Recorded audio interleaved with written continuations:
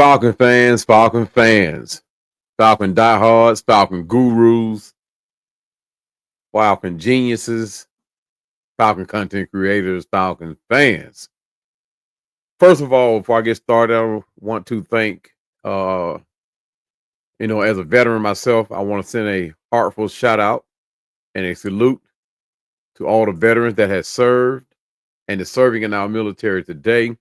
No matter how we feel about that military, we have family, friends, loved ones serving, and at any moment can be called to put their lives on the line for whatever the reason. And with that, you get a caw and a salute. Now, first of all, or second of all, rather, I want to apologize for our play of the Atlanta Falcons on Sunday against the New Orleans Saints. Yeah, I know it's not my place to apologize, but for some reason, I'm just feeling compelled. If there forever need for one, I'm just feeling the need to give that to our Falcon fan because we so deserve it. Uh, but first, let me say. Third of all, let me just say this before I go on. The views, comments, in this content are an expression of my individuality, my expression of my fanship. I've earned that right. Uh, it's my individual expression and perspective and my own opinion.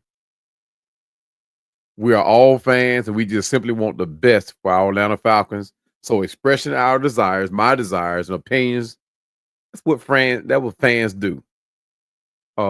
This game does not affect how I fan, how other fans fan. This game is not going to take away from the support that we have built up for our fan base and this team. So with that being said, here we are reeling from an embarrassing loss to the New Orleans Saints. While we hope that the Atlanta Falcons have put that game behind them, went to the film room, corrected their mistakes, acknowledged them, and are ready to make application to those mistakes and what went wrong, are ready to go and hand Denver their sixth loss of the season. But like I said, this game it stung.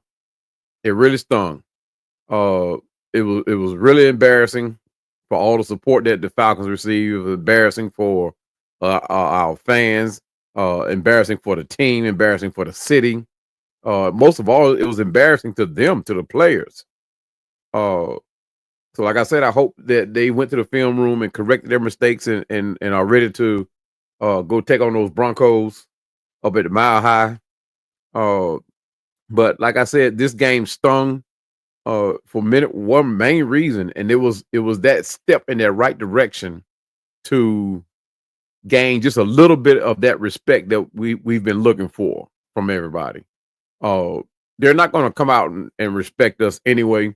They never done that for it now. So, but this will been a step in that right direction to solidify us as being a legit powerhouse if we was to go in and sweep this division. I predicted that we would. I can handle a loss. I can handle a loss, but it was the way that we lost. And everybody are quick to go and blame Younghoe Koo for missing those 3 field goals. But it wasn't all Koo. You got to remember this is a team sport, and yes, Koo missed 3 vital, very important field goals, which possibly could have won us the game. However, if we had did what we were supposed to do on the field and found that end zone, we wouldn't have had to rely on Koo to kick those field goals. I get it. It's field goals are part of the game. 3 points, they're part of the game. However, we had chances to get in that end zone before Koo was being relied upon. Now, people are already calling for Koo's head. But guess what? When it came down to it, and we needed those 50, 55-yard+ field goals kick, cool money. So who are you going to go get? Somebody, I mean, yeah, his record is not all that elaborate. It's not all that elaborate. But what kicker out there are you going to release cool and go get? So you can't just say go release him, go kick him off the team. I mean, I get it. He had a messed up day. He even shouldered the blame. But it wasn't all cool. We had 4 quarters of football to play. We had every opportunity to get in that end zone, and we didn't take advantage of it. But, anyway,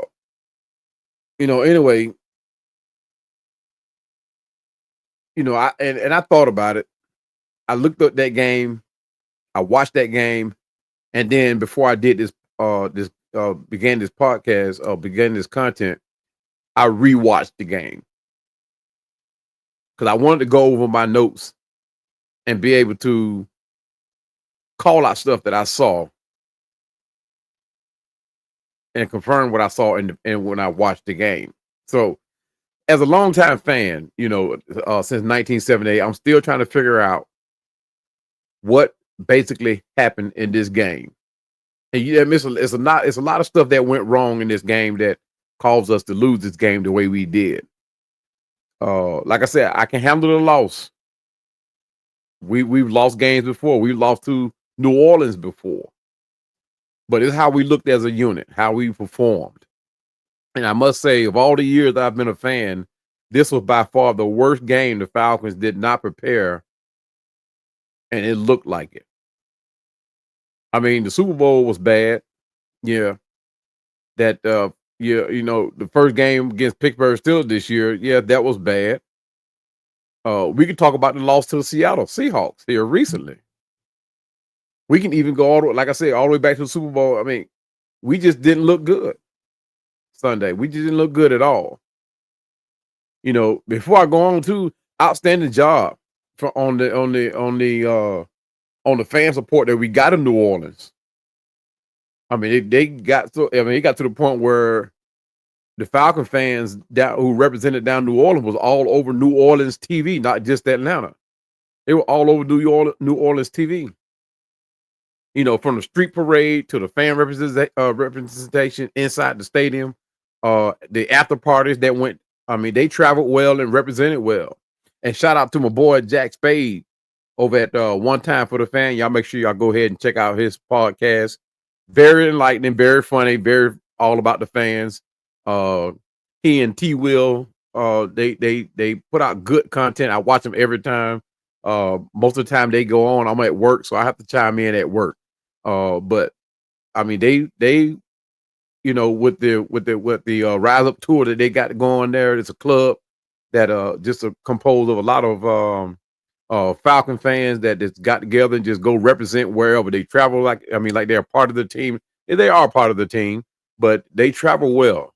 It was well orchestrated tour put together by the Rise Up tour put together by One Time for the Fan and Jack Spade. But they were letting the fans down there know, the Saints fan know that, hey, the Atlanta Falcons are here. They represented well. It's just too bad that the team did not feed off that energy. And I mean, they brought it. That tour, they brought it. But guys, we have to count all the tangibles as to what contributed to how we looked and how we played. Everything from Coach Raheem Morris having the team mentally ready, mentally prepared, the offensive and defensive play calling, to Younghoe Koo's missed field goals. It seemed that we are, supposedly in the coasting, or some might say the easy part of the schedule. But it has been proven that it's not as easy as we thought or have predicted, because I predicted it was pretty easy. Everybody had predicted that this latter part of the season was going to be pretty easy.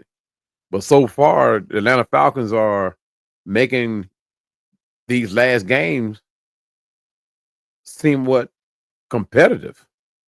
It seems like these games are not going to be a walkthrough. So we have to take these last few games serious, because a lot of these I'm gonna say a few of these teams that we have coming up are actually playing very good football. I mean, Washington is playing pretty decent. Uh, the Chargers they're not blowing no points off the board, but at the same time they're solid. Minnesota still playing pretty good football, so it's not going to be a walk in the park as some may have thought. And I know I thought it was going to be a walk in the park, but it seems that we're going to have to come out and play every last one of these games, guys. It's not going to, like I said, it's not going to be as easy as it's thought. But as we are still facing the on-field issues on both offense and defense, issues like extending the plays on third down. I thought for sure we would have had that in the bag by now. Creating a proficient pass rush from the trenches with the defensive tackles and the nose tackles. Last but not least, an effective edge rush. Neither the pass rush or the edge rush has brought the sack totals nowhere near what we all expected. And on top of that, our secondary, you know, at this time last year, I should have done the research, but at this time last year, I'm pretty sure we had more interceptions and takeaways than enough. I mean, we're barely getting them in this year. But let's start with the defense since we went on to open it up. And before I get into the defense, I put a APB out on Matthew Judon, y'all. There's an APB out on. He's a wanted man in my book. And I've heard all the excuses for him. But when you actually watch him play, and that's why, like I said, I went back and I rewatched the game just to solidify it because I was on. I forgot whose comment section I was in. Whose podcast I was on. I was in the comment section, and I made a comment about Matthew Judon, and a couple of guys came back at me and was one of the excuses that they gave him was that he was double teamed a lot, held a lot. So when I went back and I rewatched that game, I looked for that. And that was one of my main things of watching this game. It was two players that I was going to watch in this game to see how they perform. Kyle Pitts and Matthew Judon. And neither one did exactly what I thought. Neither one. Matthew, I mean, don't get me wrong. I want the best for Matthew Judon. I even pulled for him. When he got brought to Atlanta, I actually did a piece on him. I took him out. I mean, I not messed up, but I went out of order of my player of the week segment and actually injected him in just so I can talk about him and what the possibility of what he could do for Atlanta. So trust me, when I say I was pulling for Matthew Judon, I was actually pulling for him. So when he's not performing well, I'm going to hold. I mean, it's going to be an accountability. He's just like any other player on the team. And for me, when I watched him, Matthew just looked out of sorts, out of shape, and lazy. That's the bottom line, guys. I mean, go back and watch it. Go back and watch it. I've heard the excuses. I listened to the excuses. I went back and rewatched the game, and I took those excuses to heart, and I'm like, okay, maybe he was double teamed. Maybe he was being held. No, sir. No, sir. Neither one. It's even how he looked. He looks in uniform. He doesn't look the part. Maybe his uniform is just too big. I don't know what. He just don't look the same. Remember how he looked intimidating in New England? How we were so looking forward to that being how he looked here in Atlanta. Now he just look. I mean, he doesn't look intimidating anymore. He just looks like an offensive guard that does not work out. And I'm not taking nothing away from offensive guards, guys. I've started out playing football as an offensive guard. But Matthew Judon does not look the same. He does not play the same. He does not play with the same intensity. If you look at a number of the plays where even when the ball came his way, He just like he was just there to fill a position. There was no intensity to go make a tackle. Go back and watch it, guys. I implore you to. I mean, I am not talking about Matthew Judon just so I can talk about Matthew Judon. I'm not placing no blame on Matthew Judon. However, I am saying that he is not playing to the potential that he had when he was in New England. He is not the same guy. Now, if he is hurt, I give him all the excuse in the world. He's playing hurt, but he is not playing hurt.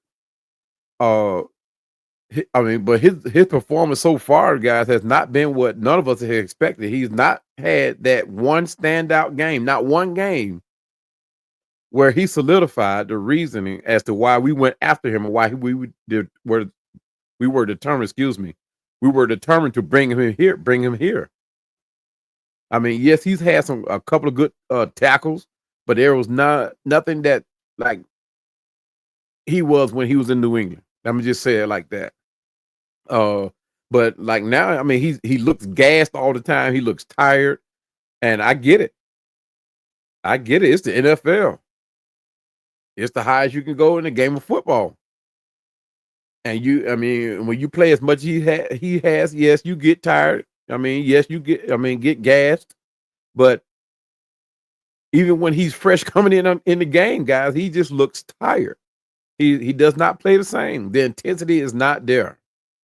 People say he always facing a double team. I mean, I took that into consideration.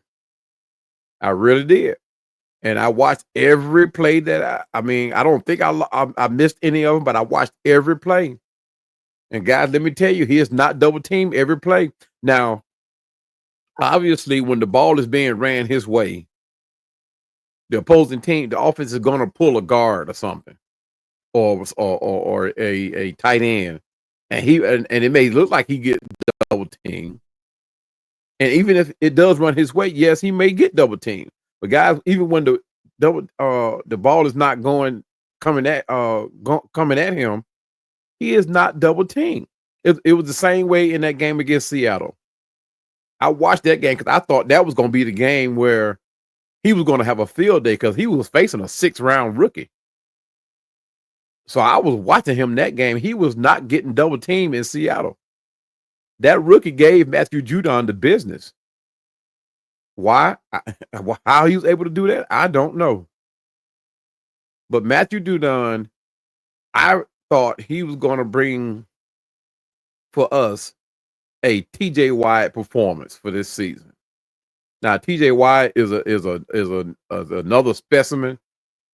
I mean, he almost seemed inhuman, and I'm not expecting nobody to play like TJ Watt. But for us, I thought Matthew Judon was going to be that TJ Watt for us and for our defense. And when you look at the rest of the players that we have on the squad, Matthew Judon has never had that type of help where everybody on that front seven with that front seven with him is a contributor or a potential contributor to get a pass rush or stop the run. And it has not happened. I thought for sure that once Matthew Judon got here, that with the help of Grady Jarrett, and especially when he plays outside of Grady Jarrett, I just thought he was going to eat. I thought he was going to eat. Now, if you watch the game, Grady Jarrett is the one that's getting double teamed still. Some cases triple teamed. Grady Jarrett warrants all the attention.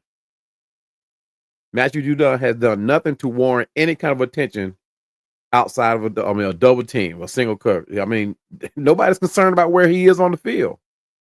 Now, one player that they are concerned about on that field is Grady Jarrett. Rightly so. But Matthew Judon has not done nothing that warrants a double team. So I don't know why people keep saying, well, he's getting double teamed every game. He is not, fellas. He is not, fellow fans. He is not. Now, I'm pulling for Matthew Judon. I want Matthew Judon to be great. I want him to go down as one of the best edge rushers that we've ever had in Atlanta. But so far, he has not proved that to be. He needs to, I don't know what it's going to take to light up. They say you say back in the day when we were playing football, light a fire under his butt. but it has to happen. And it's not just him. So I'm not placing everything on him. Arnold Ebiketie shoulders a lot of that blame too. He's coming up short. So far this season, he has not lived up to what we thought he would add to this defense. Now, last year, Arnold played out of position last year because of the injuries that we had that we sustained with Grady Jarrett. So Arnold played out of position last year, and he actually played better out of position than he did in his original position. So we thought that him going back to his original position, that he will ball out because it's the position that he plays. And he remember before Grady got hurt, Ebiketie, man, we kept hearing his name. And then we had to get him out of position. Then he kind of slacked off a little bit. He played solid, but he kind of slacked off. So this year we thought putting him back in his original position that, I mean, my goodness, we thought that with the help of Grady, that Ebiketie, him being young, that he was going to be that guy. And he has not proved to be so.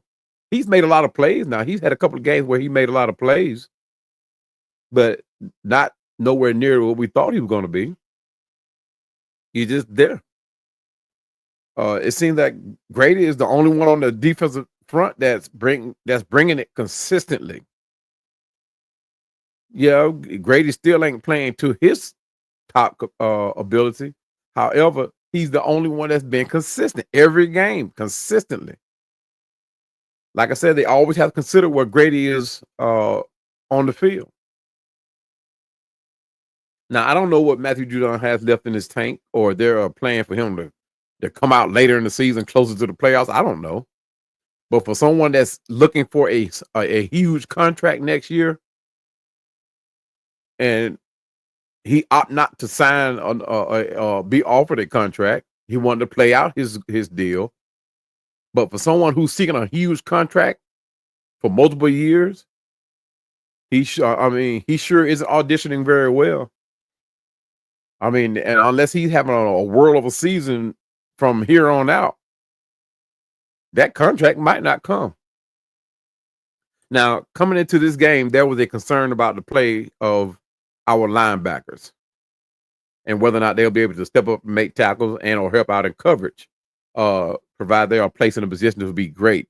This is going to rely heavily on Jimmy Lake and his ability to stay one step ahead on the play calling. So far, he's been playing from behind. It seemed like he's just calling defenses. It has, and a lot of times you saw our defense, and and you've seen it. You've seen him be able to call plays, and it seemed like he knew what he was doing because the defense was actually performing. I mean, we had a couple of games where you saw where you're like, okay, now this is the defense we're talking about. Perfect example was against Tampa Bay, and it seemed like Jimmy Lake knew how to call a defense, but just like the play of Matthew Judon, just like the play of Taquan Graham, just like the play of Arnold Ebiketie, just like the play of Troy Anderson, Jimmy Lake's play calling has been everything but suspect and inconsistent. So, but as individuals, and stat-wise, everything looked like, we're on game. Nate Lemon had a big game of sacks. Caden Ellis had 10. Nate Lemon had 8 tackles. 6 of them were solo. Solid game. Caden Ellis had 10 tackles with 4 solo tackles. And over the last 5 games, Lemon, who's sharing time with Troy Anderson, and Troy Anderson had 38. He's up to now. He's at 38 tackles, 21 solo, 3 forced fumbles. So, but at the same time, he's sharing a spot with Nate Lammy. But like I said, Troy Anderson, so far this year, he's 38 tackles, 21 solo, 3 forced fumbles. Caden Ellis, on the other hand, is up to 88 tackles, 49 of them solo, including 1 sack pass, 1 sack, 1 pass defense, and 1 fumble recovery through 10 games. That's solid performance. With that, you thinking he's almost Pro Bowl type, but is not warranted. When it comes to team play, or should I say defense, is not adding up. However, we've had some injuries that impacted that too. We got Mike Hughes who's out with a neck injury. He had an MRI this week, and he actually almost he actually practiced this week, but it's unclear whether or not he's going to be able to come and play Denver. But as a total, uh, outlook of the defense, we just look uncompetitive. You got AJ Terrell out there on the island. You got Jesse Bates. You got uh, uh, the tag team of Mike Hughes and Clark Phillips on the other side. And then you got Justin Simmons back there with Jesse. Guys, that's an all-stars cast. But our production is not looking like it. As far as injury goes, another hit we took, it was who was it, Taquan Graham. He sustained a pectoral injury. He walked off on his own power, but he didn't return to the game. So that means that people like Contavious Street and Zach Robinson, they should see more time behind that. It's next man up, right? It's always next man up.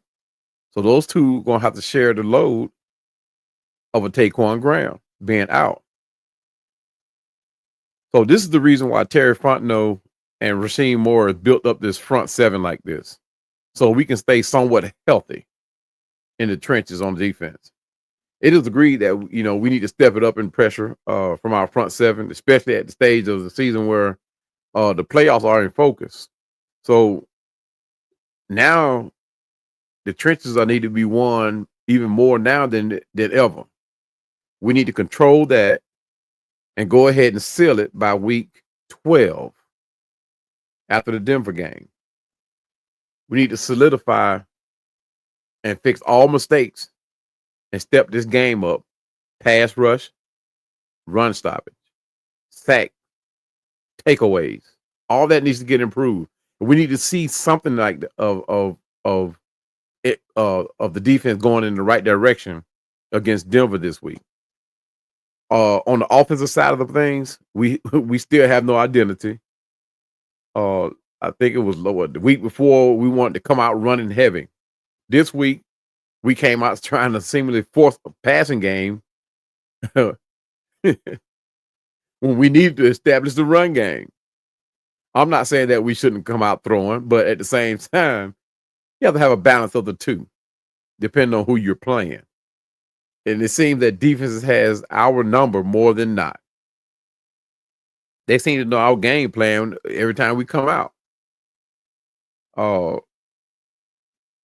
We should not be struggling with this, guys. We should not be struggling to execute plays. We have weapons. Kirk Cousins has more weapons than he's ever had. Now we're going to, convert every play, every down. No. But we should look better than we are looking. Did look against the Saints. I'm going to start with Kirk Cousins. To who will shoulder most of all the blame for how we look. Since he is the most veteran player on this team, he is the most veteran person in this organization. Right now, he should, he is a quarterback, and the success of this offense rides through him. So he's really more of a coach right now, because like I said, he has more experience than even Raheem Morris. He definitely has more experience than Zach Robinson. You talking about tenure? He is that guy. Now I don't know what the deal is between him and Kyle Pitts, but whatever it is, they need to swallow it and move on, because it's affecting the play on the field. Now you guys may be wondering, what am I talking about? Two players like I said before, I made it my business to watch every play in this game. Like I said, Kyle Pitts, Matthew Judon. And those are the reason I don't need to explain, because everybody is wondering, where's this unicorn we see in Kyle Pitts? Where's this sack specialist we see in Matthew Judon, or pressure specialist that we're supposed to got from Matthew Judon? But I stopped counting how many times Kirk Cousins looked off Kyle Pitts. It was at least 5 times, guys. If you don't believe me, go watch it. But it was at least 5 times Kirk Cousins looked off Kyle Pitts. That time he tried to force it to Ray McLeod in traffic, double coverage. Cal had created a mismatch against I forgot who the cornerback that was on him, but he had created that mismatch and had got open. And Kirk Cousins looked him off on that last series in the third quarter and in the fourth quarter, where Kirk threw the ball into the ground trying to hit Drake London. Cal was wide open. Late in the that late game sack he took, where it seemed like he held on to the ball too long. Cal was wide open with nobody on him. Wide open, nobody on him. He didn't have to work to get out. He was open. But he held on to the ball and took that sack on that interception to Tyrann Mathieu. Again, he had Cal wide open underneath, but opted to try to squeeze it in that tight window. And I want to say that was Drake London that he was trying to throw it to. And on that play, Kirk should have either thrown that ball away, or he should have went to Cal. Either way, we would have retained possession, guys. So I don't know what it is, what's going on between them two. Maybe it's over that number 8 jersey. Maybe if Kyle Pitts had gave Kirk that jersey, things would be looking a whole lot better right now. Kyle probably already at 1,000 yards. But no, I'm just playing though. Seriously though, I don't know what's going on between them two, but it seems like every week, I'm calling out offensive coordinator Zach Robinson for something. All Robinson needs to do is pick it up and continue what he did in Dallas. Against Dallas, it seemed like Zach Robinson had finally figured out what worked for us. However, against New Orleans Saints, he was back up to his rookie ways. So Zach Robinson needs to get it together, spread that ball around, which seems to be the key to our success on offense. When you incorporate every capable receiver that we have in our offense, that includes Bijan Robinson, Ray McLeod, Drake London, Darnell Mooney, Kyle Pitts, Tyler Algier, and you have to bring him off the sideline, Cordell Hodge. I have yet to wonder why we have not seen Casey Washington or Chris Blair this year. What are we doing? I mean, we got 6, 7, 8 games. How many games we got left? I mean, at what point are you going to let these rookies come in to see what they got? Are you going to wait till the last 2 or 3 games of the season, or wait till the playoffs to put them in? You got to see what these guys got, which is why I'm wondering why I haven't seen Brandon Dorless. He hasn't been hurt, because the recent report that just came out that Brandon Dorless might be playing this week. I mean, they say what he hasn't been hurt all year. He's been a healthy scratch. So why we haven't seen him? We know he has the motor. When we decided to bring in Ruka Rojo, Brandon Dorless should have been right there with him. Now I know you can't bring every player up, and you want to save somebody, but at the same time, Brandon Dorless should have came up with him. There's no telling what would be happening right now on that defensive front. Now I'm gonna go back to the offense because I can talk all day about that defense. But Drake London, what he caught 8 of 12 passes for 97 yards. That hip injury he sustained in Dallas that it didn't seem to phase him at all. He was good to go. Uh, at this pace, London surely will hit his thousand.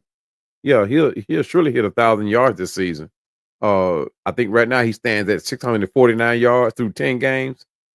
Uh, if he keeps this intensity up next week against the Broncos, I think he'll be facing Patrick Surtain. So he's gonna have his hands full, but I think he can take Patrick. I think it'll become uh a battle between them two. And if Kirk doesn't force it, it should be a good battle for Drake London to win.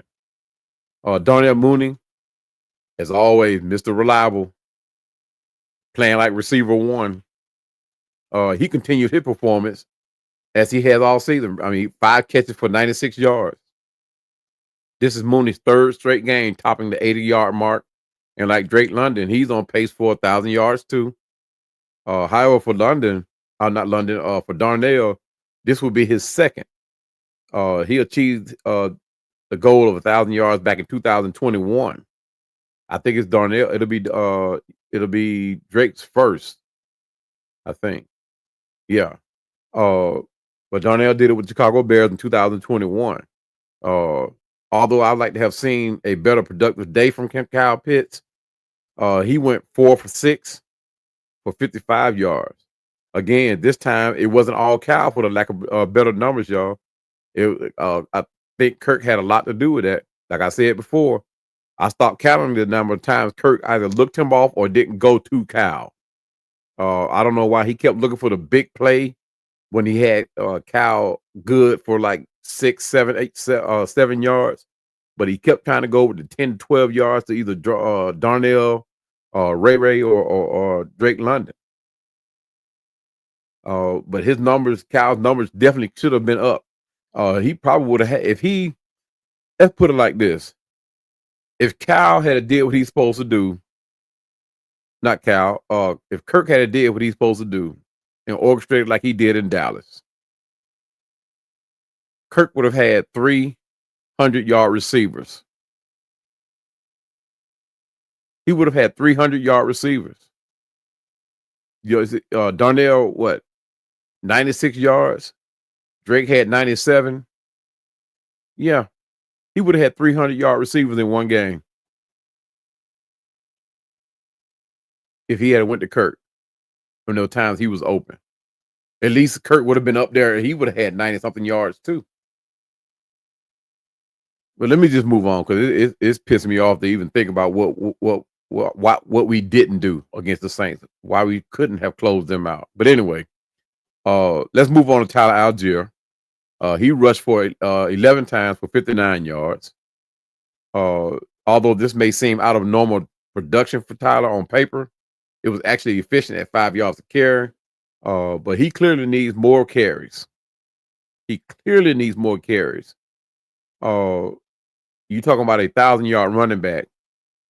I mean, 1,000-yard running back sitting at only 310 yards this season so far. So let's hope in Mile High he gets a heavy dose of carries to help bring us back from the Saints loss. And I got a feeling that we're going to keep with the heavy dose of Bijan, but at the same time, it's like I said, it needs to be a balance between them two. And they're going to need it up there. They're going to need it. And to use both of them. Ray McLeod was up to his usual self, and he did what he did to support Drake and Mooney. 3 or 4 passes for 30 yards, and even rushed one time for 6 yards. He may even get a couple of carries up there. They're gonna need it. Ray's contribution is by no means jumping off the charts. However, he's just as dangerous as any receiver on the roster. So they can go in and underestimate him all he want to, double teaming Drake. And I got a feeling that they may do that. They may send a safety over to help. But like I said, Patrick Surtain is his own island out there, so he can handle his own. Uh, oh my goodness, what can we say about the offensive line? Some way, somehow, we have got to get this O line gelling together. These senseless penalties, the amount of injuries we got, the lack of playing time this O line have playing together. They got almost everything going against them. They are already not the biggest and the strongest O line, but we have to play smart. That's how we beat other defensive fronts. We play smart. These sensitive penalties. I mean, that's just that alone. The penalties.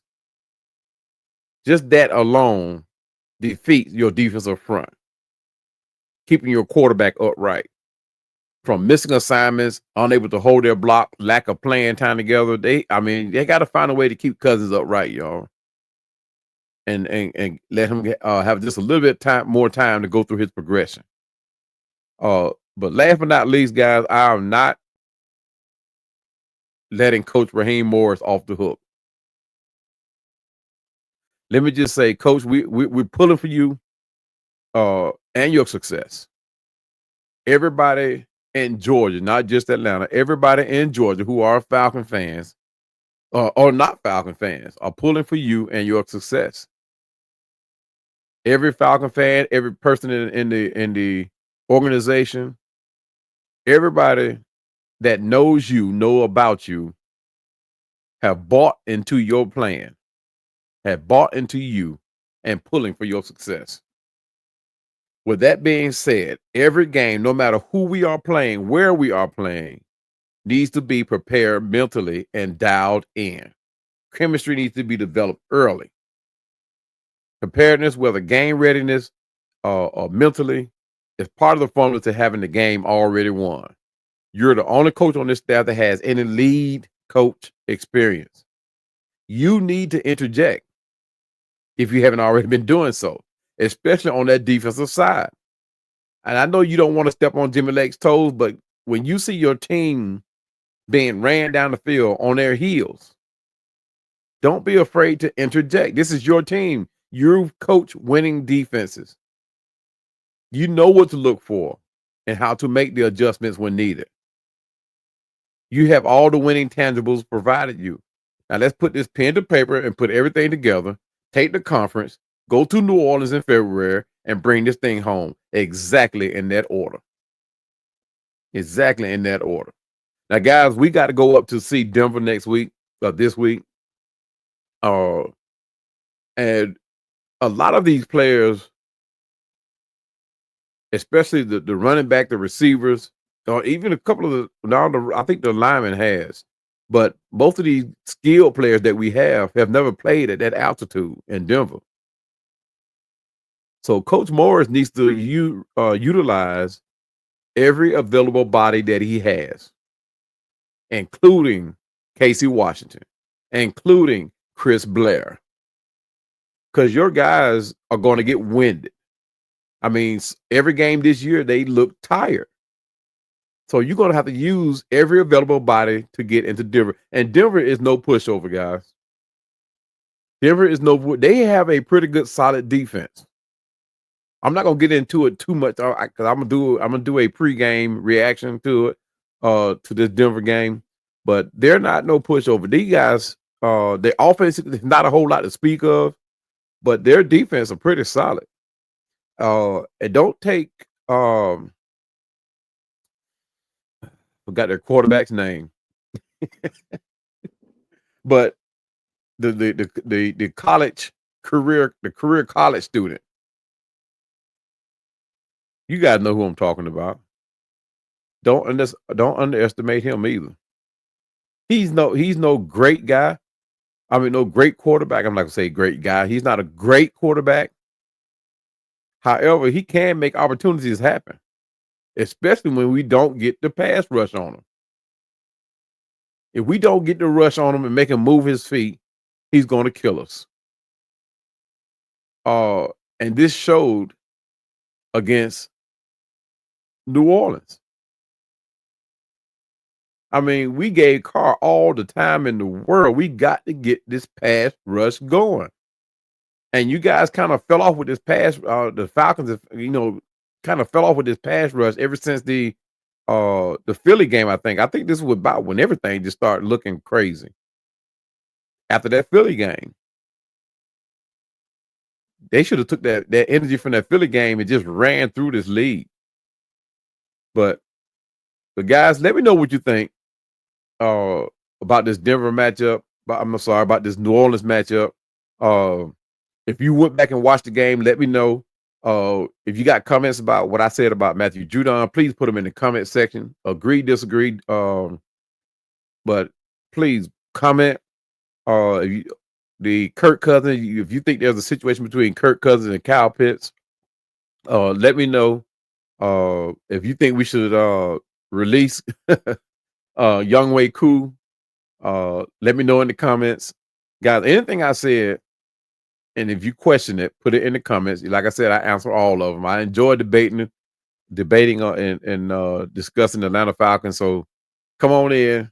I know this thing. I said it quite a bit in this accountability of our team against the New Orleans Saints. So comment what you like. Bring it on. Even if you're a Falcon fan, a New Orleans Saints fan, and I know quite a few follow me. So y'all come on in the comment section. Let's liven this thing up. And I just may put it in this podcast after the bye week. So put it in my mailbox too. I probably put your questions and comments in the mailbox. So guys, let me know what you think. This is the end of this content. This live discussion of the state of the Atlanta Falcons, the in-depth look into the game. And guys, like I said before, I implore you to go back and watch the game before you come at me with the Matthew Judon, or before you come at me with the Kyle Pitts. Guys, I wish I was wrong. That's all I'm gonna say about that. But guys, one thing I do know, I'm not wrong about rising up. I'm not wrong about our Atlanta Falcons. We would definitely go through this thing and get into the conference play. So far, they've made me wrong about where we would be at this point of the season. However, I'm only one game off, I think. Yeah, I think I'm only one game off. So, and that was losing against these Saints this past weekend. So, I thought we were going to sweep the division. I don't know. Maybe it's me, but I thought for sure we had it in the bag. It would have been nice to sweep the division. It would have been real nice, but we didn't get it done. But guys, as always, I appreciate you guys watching. Please continue to comment. Please continue to subscribe. Hit that notification bell. And as always, do like we always do.